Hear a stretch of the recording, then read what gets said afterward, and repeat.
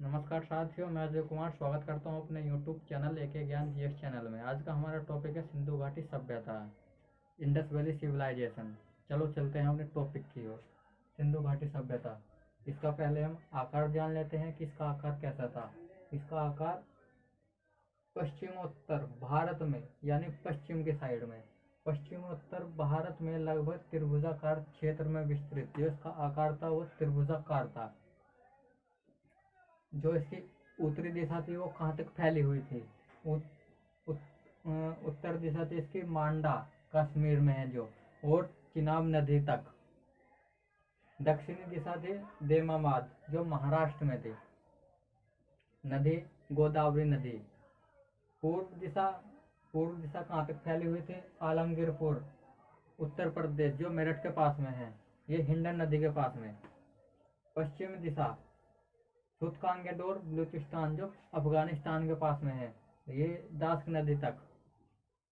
सिंधु घाटी सभ्यता का पूर्वी और पश्चिमी विस्तार 1600 किलोमीटर का था। सिंधु घाटी सभ्यता का पूर्वी और पश्चिमी विस्तार 1600 किलोमीटर का था। ध्यान रखना, पूर्वी और पश्चिमी विस्तार। सिंधु घाटी सभ्यता का उत्तरी और दक्षिणी विस्तार 1400 किलोमीटर का था।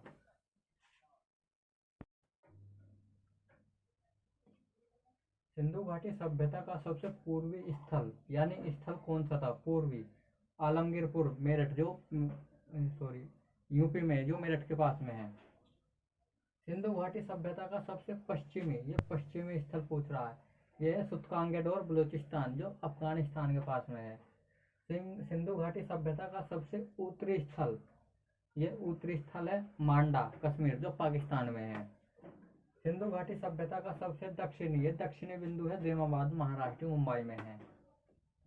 सिंधु घाटी सभ्यता की सबसे पूर्वी नदी, ये नदी, अब नदी पूछ रहा है, हिंड नदी है पूर्वी नदी। सिंधु घाटी सभ्यता की सबसे पश्चिमी नदी कौन सी है? वो दास्क नदी है। सिंधु घाटी सभ्यता की सबसे उत्तरी नदी चिनाब नदी है। सिंधु घाटी सभ्यता की सबसे दक्षिणी नदी यानी दक्षिण में जो नदी थी वो गोदावरी नदी। अब जानते हैं खोज एवं उत्खनन के बारे में। सिंधु घाटी सभ्यता के बारे में सबसे पहले 1826 में चार्ल्स मेसेन नामक अंग्रेज विद्वान ने हड़प्पा के टीले की खोज की तथा यहाँ से कुछ ईंटें प्राप्त की, किंतु इस समय कोई उत्खनन नहीं हुआ और न ही कोई कार्य आगे बढ़ा। 1853 से 1856 में सर अलेक्जेंडर कनिंघम के नेतृत्व में कराची से लाहौर के मध्य रेलवे लाइन का विकास किया जा रहा था। इस समय ब्रेंटन बंधुओं जॉन ब्रेंटन और विलियम ब्रेंटन द्वारा भी प्राचीन काल की कुछ ईंटें प्राप्त की गई, किंतु पुनः इस ओर कोई ध्यान नहीं दिया गया।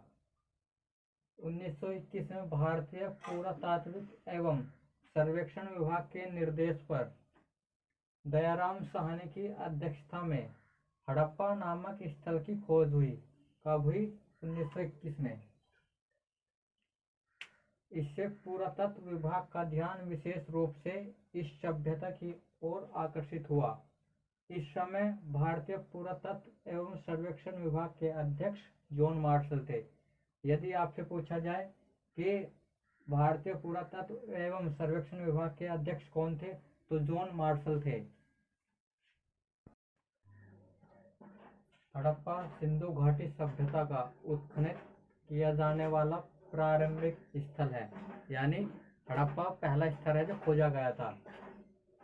हड़प्पा की खोज के बाद वर्तमान समय तक इस सभ्यता के लगभग 1500 स्थलों की खोज की जा चुकी है।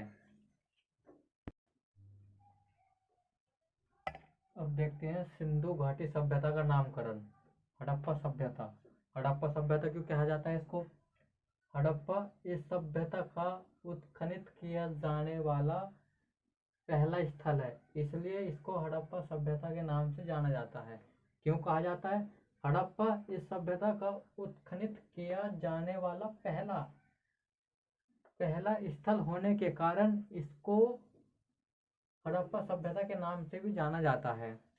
दूसरा है नाम इसका सिंधु घाटी सभ्यता। क्यों कहा जाता है ये भी जानते हैं।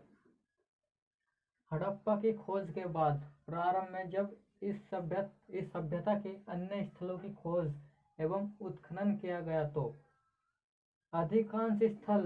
अधिकांश स्थल सिंधु नदी घाटी के क्षेत्र में प्राप्त हुए हैं।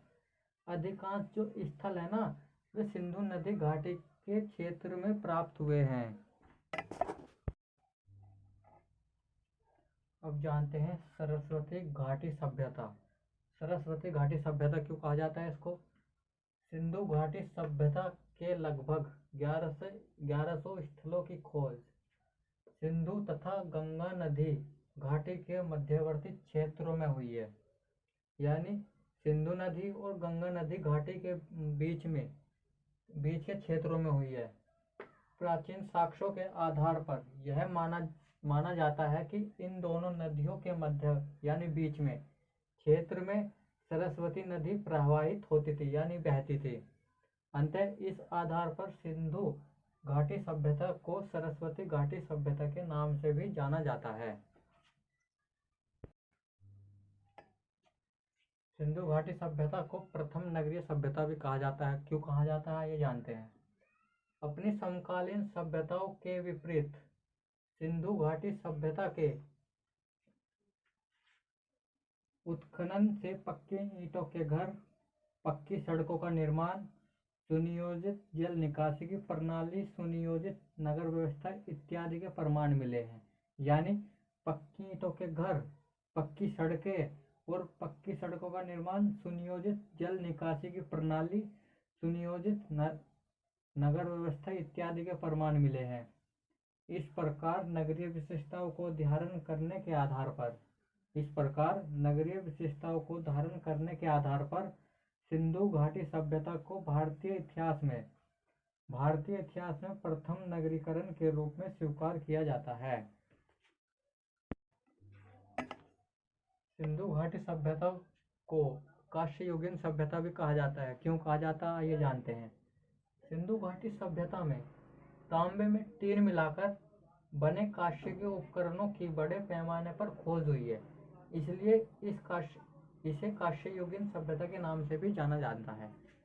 धन्यवाद।